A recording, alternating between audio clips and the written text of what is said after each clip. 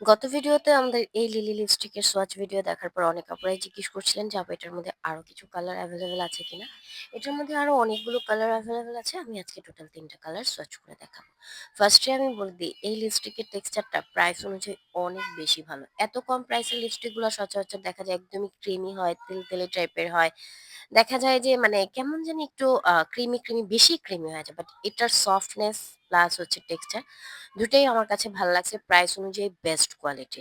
আর এটার কালারটা দেখছেন? মেরুন কালারটা কি পরিমাণে সুন্দর! মনে হয় আমরা এরকম একটা কালারই খুঁজি। অ্যান্ড এখন যে কালারটা সোয়াচ করব, এইটা দেওয়ার পরে আমার আর রিমুভই করতে মন চাচ্ছিল না যে আমি এটাই রেখে দেই। দেখেন আমার এক্সপ্রেশনটা দেখেই বুঝে গেছেন যে কালারটা আমি কি পরিমাণে পছন্দ করি। আমার কিন্তু ডার্ক কালার অনেক বেশি ভালো লাগে।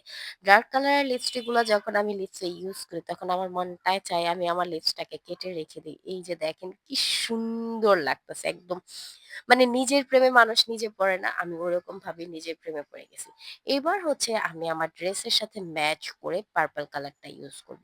একদম এরকম হালকা একটা পার্পলিশ কালার যারা চান যে আপু একদম হালকার মধ্যে কালার দেখাও, তারা কিন্তু সুন্দর এই পার্পল কালারটা নিয়ে